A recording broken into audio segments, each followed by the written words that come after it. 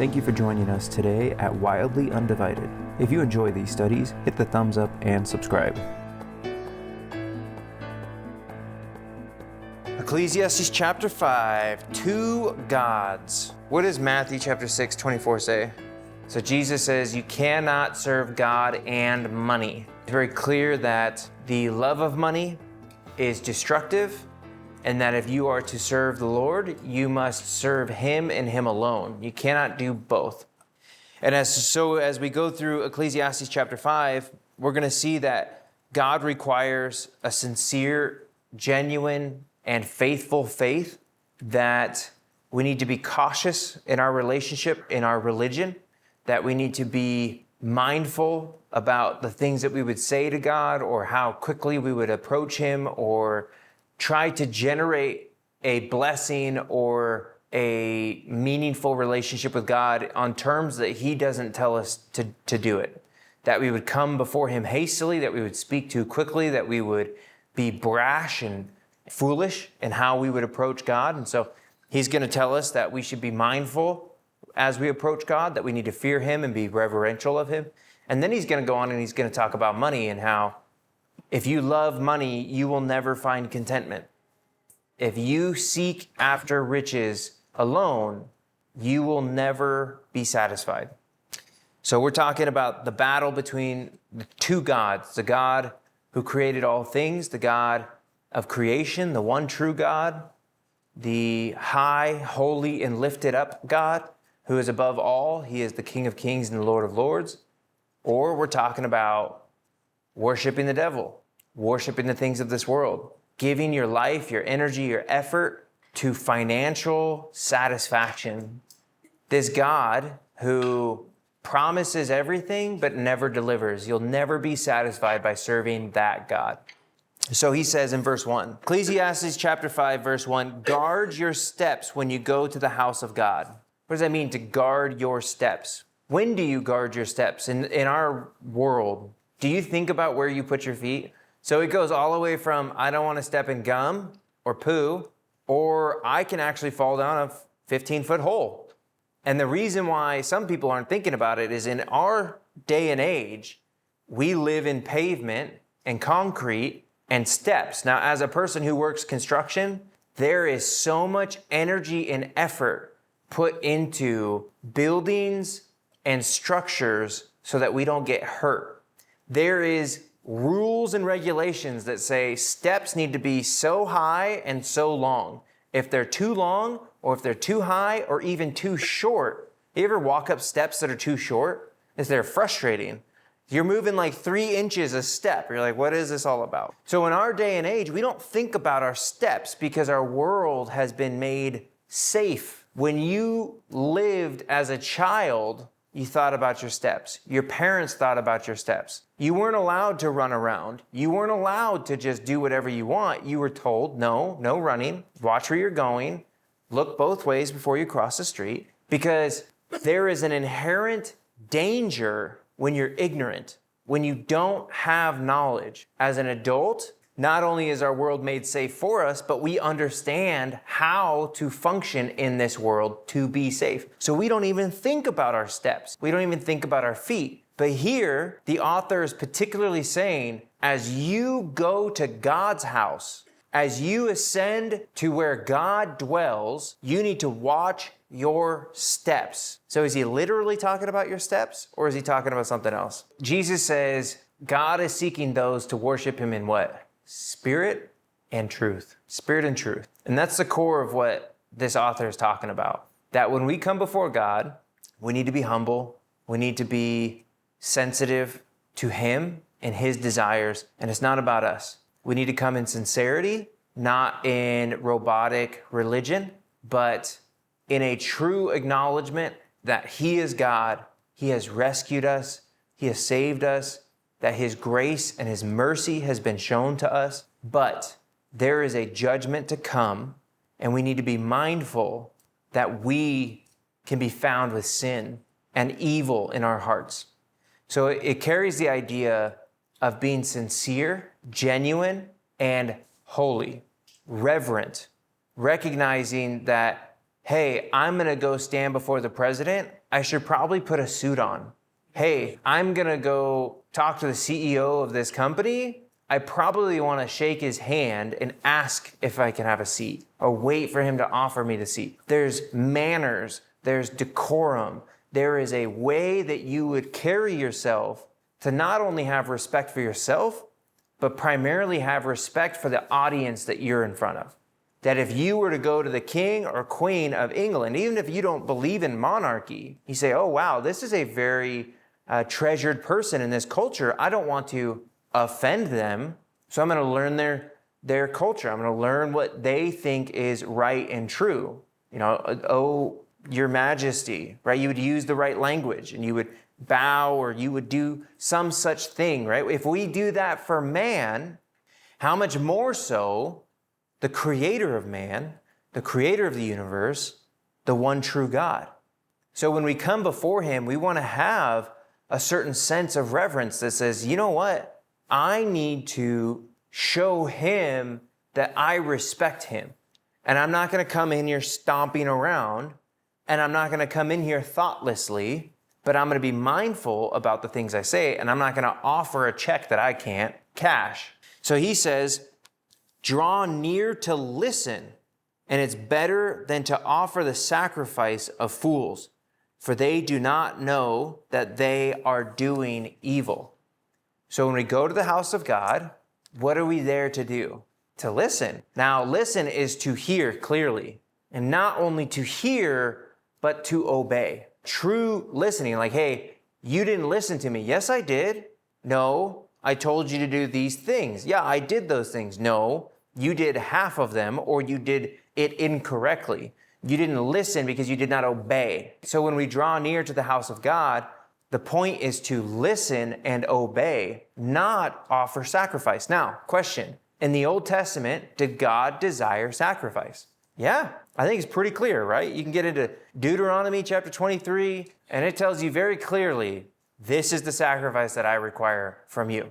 I want you to bring an animal, cut its throat, catch the blood, sprinkle it here, offer it here, separate the lobes, separate the fat, the kidney with the fat, and all this other stuff, and you're to burn it, and if it's a sin offering, you're to burn it to a crisp into ashes and throw it out, or you can eat it. There's so many types of sacrifices that God has required.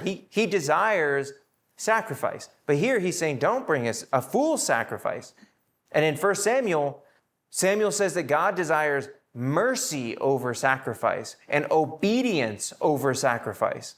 So what's the problem?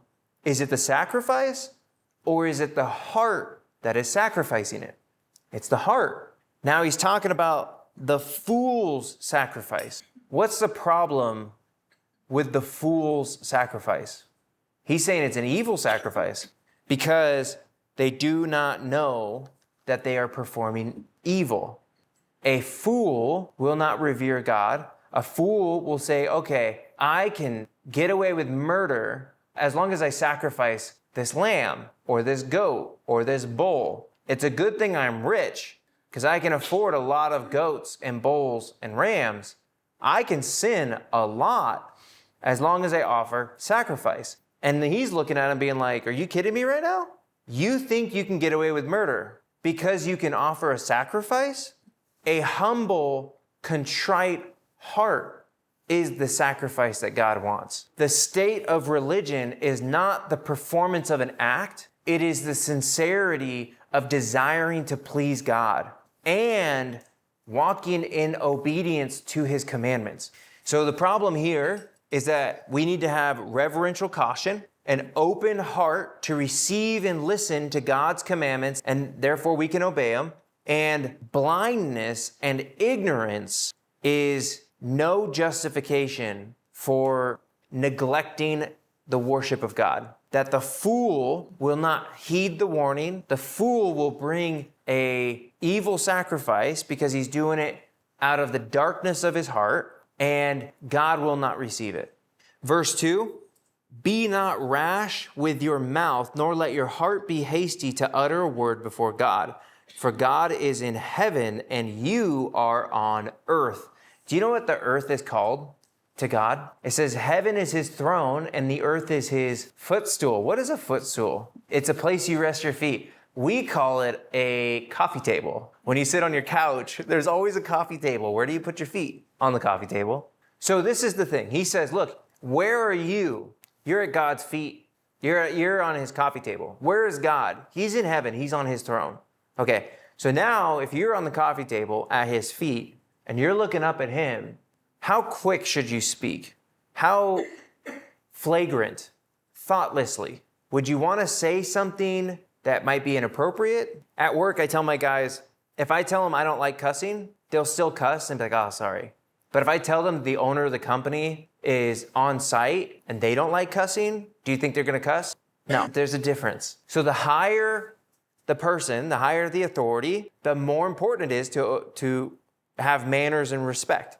And so he says, when you come before God, your mouth should be very slow to speak. What was our ears supposed to do? Listen. And our mouth, slow to speak. It sounds like Jane, right? Be quick to listen and slow to speak. So he says in verse 3, for a dream comes with much busyness and a fool's voice with many words. Now, he says this almost twice, this idea of dreaming.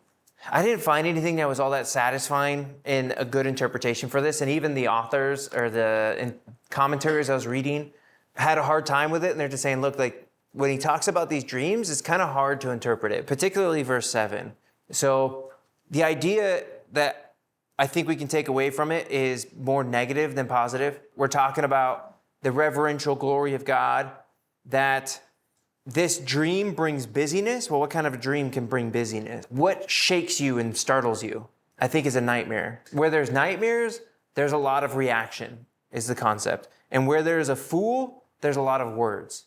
So the idea is, just as the fool is a problem and will open their mouth and speak foolishly, so it is to have these dreams or these aspirations that are actually dark and bad, and you're trying to strive for something that you'll never accomplish. I have a hard time with that verse. So verse 4, when you vow a vow to God, do not delay in paying it, for he has no pleasure in fools. Pay what you owe. What does it mean when you owe something? You're in debt. Do you want to be in debt to God? We always see like movies where, I borrowed some money from some people you don't borrow money from, and now they're out to get me. And you think, oh no, that's so dangerous. Would you want to be in debt to man and be afraid, or be in debt to God and be afraid? God can hunt you down anywhere, and he brings eternal wrath and punishment. Man can only kill the flesh and not the spirit. So Jesus particularly says, don't fear man, fear God, who can destroy flesh and soul in hell. So the debt that he's talking about here is a vow. What is a vow? So there's a couple different types of vows in the Bible. Some of them are very, very extreme. So there's a Nazarene vow. Samson, remember Samson with the locks? Did he take a vow? No. His parents vowed him to the Lord, right? So Samson was a byproduct of a vow. Now, Samson was not faithful to the vow, and he himself suffered for it, right? He broke all the rules for this vow, but he didn't swear it. It was kind of thrown upon him. So there's a vow of gratefulness, of God, you've been so good to me, and I appreciate it, so I'm going to give you something. I vow that I'm gonna shave my head, and then I'm gonna not eat this type of meat or participate in this activity for a certain amount of time. So it's similar to a Nazarene vow. Samson had a lifelong Nazarene vow, and there is a Nazarene vow that is temporary. It's like, for 6 months, I'm not going to do this thing, okay? So it's a change of lifestyle that says, God, out of my heart of appreciation, I'm going to do this for you. But there's another one where it says, God, if you do something for me, then I'll do something for you, right? It's an if-then clause. So this happened with Jephthah. Jephthah was a judge that God said, hey, I want you to go defeat I don't remember the people he was fighting, but he's like, I'm sending you out to battle. I want you to defeat these people. While he was in battle, he says, if God delivers us in this battle, I swear the first thing that comes out of my house to greet me when I get home, I will sacrifice to the Lord. So he gets home because God gave him the battle. And what was the first thing that came out of his house? His daughter. And then she was pledged to be a virgin forever and ever. like no marriage and no kids is the concept. People think he might have offered human sacrifice, but that wouldn't have been pleasing to God. So there's a little bit of interpretation. It doesn't tell us. It says that she went and wept her virginhood, that she wept over her virginhood. So it's like the idea was that she would never marry. So long story short, Jephthah made a vow to the Lord. And he said this, God, if you are faithful to me, then I'll be faithful to you. And this is one of, in my opinion, one of the worst vows you can vow. An if-then vow is a causal statement. If God does something for you, you have sworn to follow through with something. So, God, if you deliver me from this cancer, I'll never sleep around again, or I'll never touch drugs again, or and I've heard this from lots of Christians, because some people, this is how they come to faith. They're like, oh, God said, or I was on my deathbed and I said, God, if you save me, then I'll serve you. I was like, well, that's not the best place to be, but they made a vow and they're trying to live by it. The problem is, what happens when you make a vow and you can't keep it? God, I'll tithe 10% for the rest of my life, and then you lose your job, or you just get a little greedy, or times get tough and you can't tithe. You put your foot in your mouth, and God is not going to let you off scot-free. He says this, let not your mouth lead you into sin, and do not say before a messenger that it was a mistake. Why should God be angry at your voice and destroy the works of your hands? So the idea is that when you pledge a vow, it's not between you and God. You're doing it with a priest. There's so many vows going on at the temple that there's actually people who facilitate the vows. You come to them and you pledge and you're going to do whatever you do, and there's a ritual and there's all these things. But then they hold you accountable to it. And then when you show up and they're like, hey, did you bring the red heifer that you said that you were going to bring? And they're like, well, there was a drought this season and it was really difficult. My wife was sick. And he's like, look, if you come up and say it was a mistake, God will be angry at your voice and destroy the labor of your hands. It's as if you're saying, I have lots of excuses. And then the author is saying, there's no excuse. You made a vow.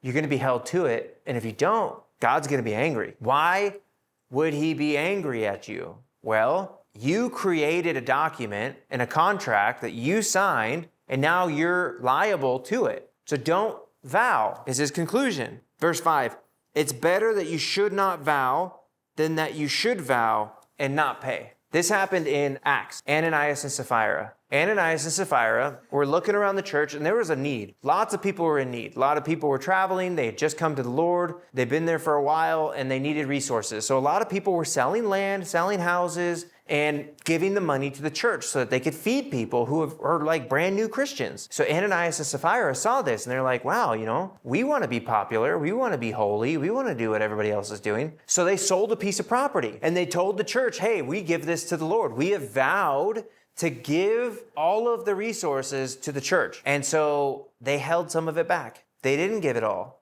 They held some of it back. They made a vow, and they followed through a little bit, but they didn't follow through 100%. What happened to them? They died. So Ananias came through and he's like, hey, here's the money. And Peter's like, is this all the money? And he's like, oh, yeah. We love Jesus. Oh, yeah. We're so faithful to the Lord. And he's like, why are you lying to the Holy Spirit? And he fell down dead. God's anger right there. Boom. Then his wife comes in and they're like, hey, is this how much you sold the property for? And she's like, oh, yeah. That's what we did. He says, the men who just carried out your husband their footsteps are coming in and you're going to die. And she fell over dead. Look, that's God's anger. The hypocrisy, the desire for God is not that you should vow. It's that you should be faithful to your vows. So it's better not to vow than to fail to fulfill it. So verse 7, again, it's very similar. For when dreams increase and words grow many, there is vanity, but God is the one you must fear. Again, this is a difficult text to translate. It doesn't make a whole lot of sense. The word for dream really means dreams, like to sleep and have a dream. Okay, so it could be like a prophetic vision, or it could just be a dream. And so he says, if your dreams are increasing and words grow many, there is vanity. So I think the concept here is that we desire for more, or our life is stressed out, and so we're having these types of dreams, and so we start crying out to God, and our words become many. It's our fear, it's our anxiety. That's when we see most of the time, it's the if-then clause. Hannah really, really wanted a baby. And so she prayed and prayed and prayed. And she says, God, if you give me a baby, I'll give him back to you. That's where we get Samuel. So he was a Nazarene. He was dedicated to the Lord. It came through turmoil and difficulty. A lot of times, it's when our darkest days come upon us that we would make a vow to the Lord.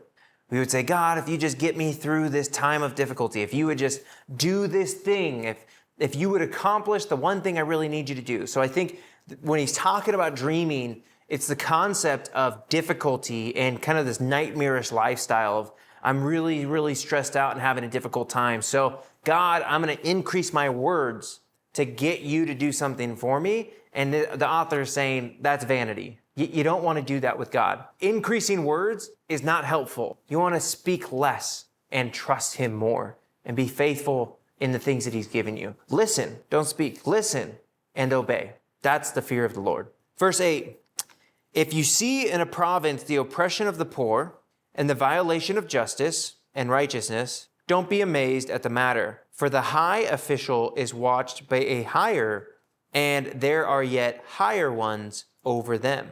But this is gain for a land in every way, a king committed to cultivated fields.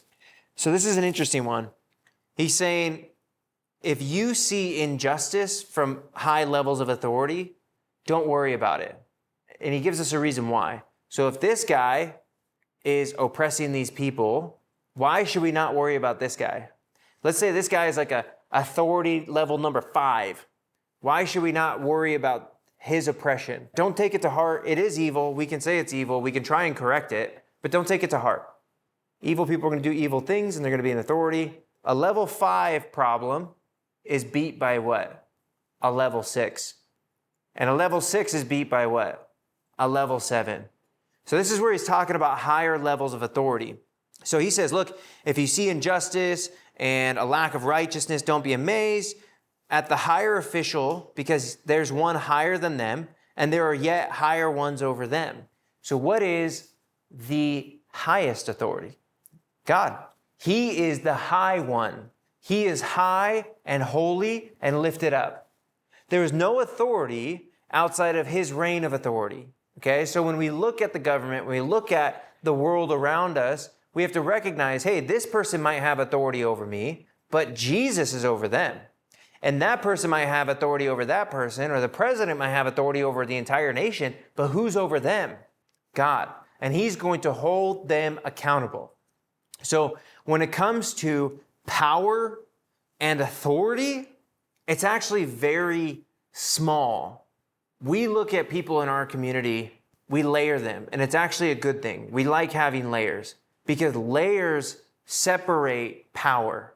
We have the separation of powers in our government, right? We have the 3 branches of government so that no single branch can run and overpower.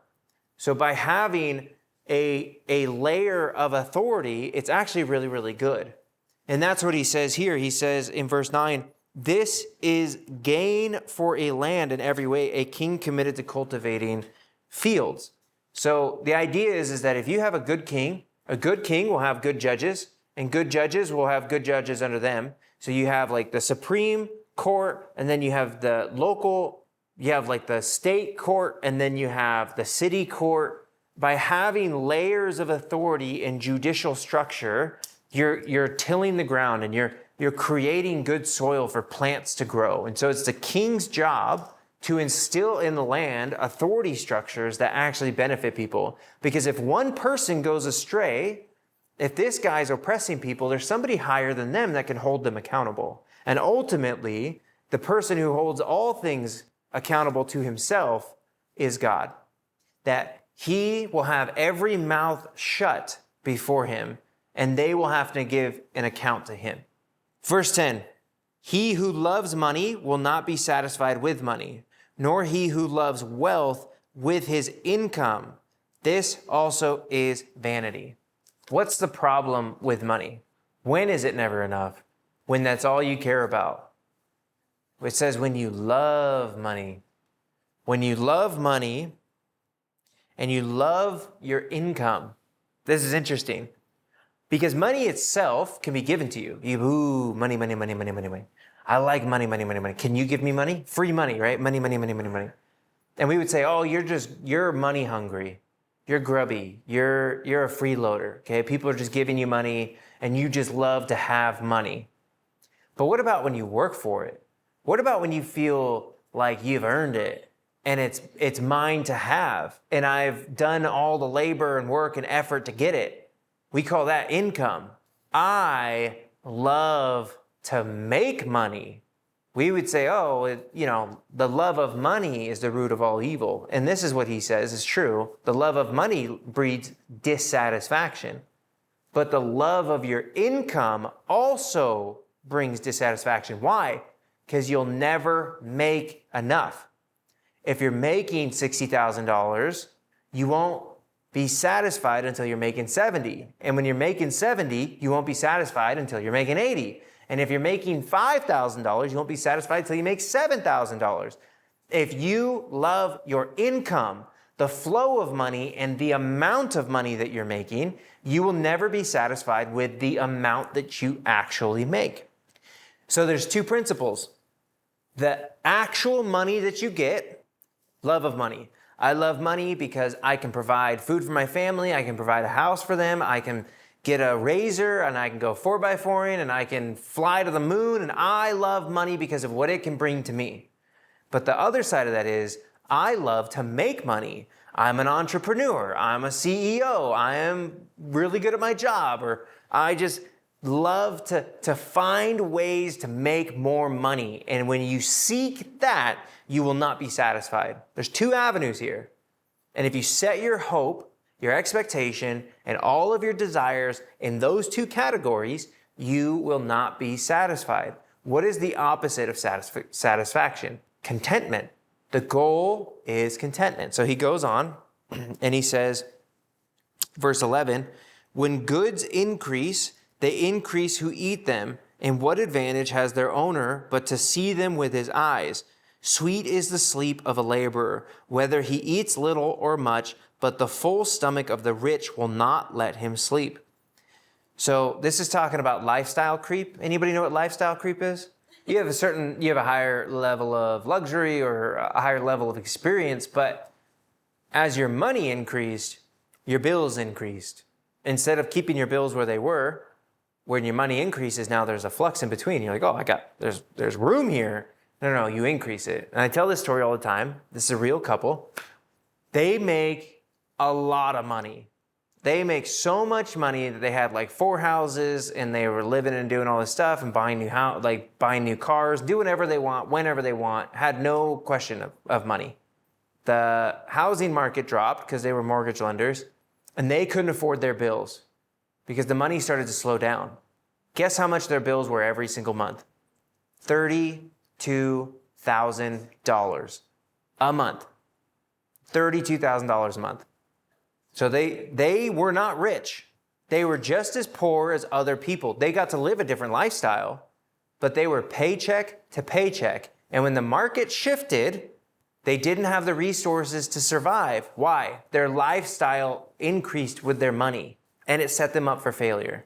So he says this, when goods increase, they increase who eat them.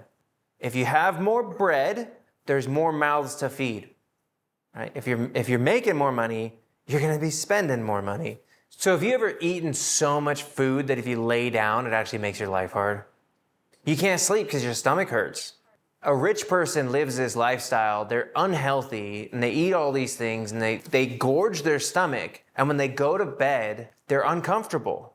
The idea here is that the person who actually has less is better off because they're not setting themselves up to experience discomfort and difficulty. They are content with eating or not eating, with having or not having. Where the rich person only has, their only experience is discomfort from having too much, which is shocking, isn't it? But I'll tell you what, that is the epitome of the American culture. When was the last time you went hungry? Being able to drive down the road and grab any treat you want, particularly sugar, Sugar is equal to like crack cocaine. It is addicting. And what it does to your body, the pleasure centers, all the things. And we gorge ourselves on it. It is pure satisfaction for the flesh. We eat all that we could ever want. We consume media, all that we could ever want. We feed ourselves on a constant basis, and we are comfortable all the time, particularly entertainment. We are entertained all the time. And I wonder if that's why we're so sick and dying. I wonder if that's why we struggle to sleep, why we only sleep 4 hours and wake up wide awake, and then the rest of the day we're struggling to stay awake or falling asleep for an hour and just struggling to live a good, healthy lifestyle. It's probably because there's no restriction to our desires, and we are wealthy beyond anything that we could comprehend. And so we don't have sweet sleep. If we were the laborers, if we could find contentment in less, by having less. Now, I'm not saying that this is like the doctrine or the lesson that, hey guys, minimalists and minimalism and fasting is the cure to all your religious ailments. No, it's a simple acknowledgement that kings and queens suffer from gout and all of these illnesses. They don't have any want. They have pure luxury. And that's us. We are kings and queens. And I think this is us suffering. So we need to learn to be content with what we have and not binge watch and not get sucked into YouTube and not just sit there for hours and hours and hours doing nothing productive. I'm talking to myself right now. But that we would labor and have less to accomplish more. These studies are recorded live with God's people. We encourage you to find a study in a Bible-believing and teaching church and connect with God's people in God's Word. Have a blessed day. Verse 13, there is a grievous evil that I have seen under the sun. Riches were kept by their owner to his hurt, and those riches were lost in a bad venture, and he is a father of a son, but he has nothing in his hand. This is a poisoned well. What is the poison that is hurting this man's life? It's wealth. It's an abundance of money and resources. Look, this is the evil. Riches were kept by their owner to his harm, to his hurt. It's like saying, so we know radiation, right? Radiation from X-rays, radiation from the sun causes cancer, tumors, and all that jazz. There was a time we didn't know what radiation was. And the doctor who actually discovered radiation died from it. I believe it was a woman. And there was a quarry with stone, and she was studying the stone, and she was noticing things about it and ideas about it. And so she spent years around this stone, and the stone had radiation on it, and she discovered the radiation, but the consequences of it, that she was so close to it, it killed her. And this is the idea of these riches, that they're held so close for so long, not knowing that it was poisonous and cancerous, that the riches being stored by the person who owned them hurt him, was her downfall, and that those riches were then lost in a bad venture. What is a bad venture? Bad venture. A bad investment. A high reward carries what? High risk. So here this guy is, he's got lots of money, and he's like, ooh, I can, this is actually my dad, sad story. He has lots of money. How can I take this lots of money and make lots more money with it? And he lost it. Bad ventures. So the concept is that this money brought chaos into this man's life. And who is this man? How does he describe him? He's a father of a son. Why would he mention that? I think ultimately it's being a failure. I think this really speaks to manhood. Men really, really, really Well, he's got nothing in his hands. Yeah. He can't provide for his family. He can't give them all the things he promised. And so it is, I think, the saddest state that men can think of is being incapable to provide for the people they love. And so here's this man who had poison in his well, was drinking it every day, and then he gambled it, lost everything, and he's a father, and he's a husband, and he has people who depend on him. And what does he have? Nothing. He lost it all. That's a grievous evil. That's what he says. Verse 15, as he came from his mother's womb, he shall go again. Naked as he came, as he came, he shall take nothing for his toil, that he may carry away in his hand. He came into this world with what? Nothing. And he's going out of this world with nothing. Verse 16, this also is a grievous evil. Just as he came, so shall he go. And what gain is there to him who toils for the wind? Moreover, all his days he eats in darkness, in much vexation, and sickness, and anger. I just want to highlight the verbs here. Darkness, vexation, sickness, and anger. Or darkness, frustration, sickness, and bitterness. A lot of people experience this. A lot of people try and love money, love their income, do everything in their power, and then lose everything. And they have nothing but bitterness. There's a family that I know in the church that the family was good, everything was fine, and then the husband lost his business and went under. They got a divorce, and he just never recovered. He was depressed and bitter and angry and frustrated. When you pursue this dream and you love it to the point where you sacrifice everything for it, this has become your God, and you serve it, and it doesn't give you what it promised, it breaks you. And now you live in darkness and bitterness and sickness. And I see it. I can think of the individual, the man who experienced this. He walks around with an oxygen tank. It destroyed his family. It destroyed his son, his kids. It's extraordinarily sad. What was the result? What caused it? The wrong God. Living for this world, living for riches, your income, trying to find satisfaction with things under the sun. This is what he says in 16. What gain is there to him who toils for the wind?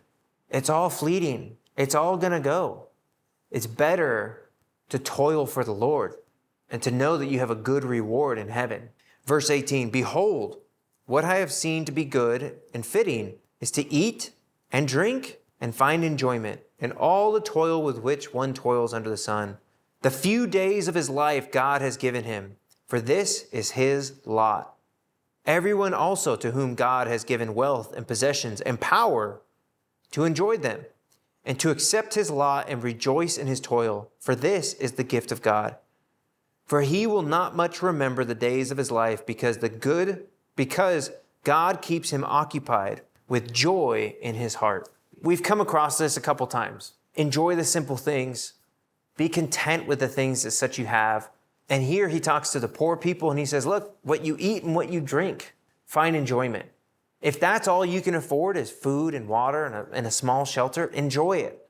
Don't dream of buying an airplane and living on a yacht and thinking that you could only be happy if. No. God has given you a lot. That lot, that straw that you have drawn, enjoy it, whatever the circumstance. But then what he's doing for the first time here is he's now talking to the rich, the powerful, the wealthy. And he says this, verse 19, accept your lot and rejoice in your toil. This is a gift of God. So he's not getting down on rich people. He's not saying if you're rich, you're evil. He's simply saying this, riches can be cool.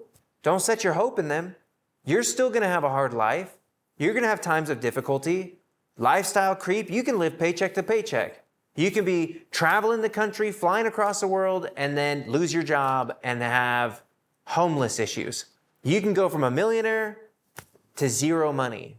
The goal is verse 20, that by having joy in your heart and being occupied with the joy in your heart, the pain of today will be forgotten tomorrow. As you struggle today, God is filling your heart with joy and knowing him that this is just the circumstances that you were given, This is His will, His desire. He has called us, He has placed us, He has designed us, and put us in this situation.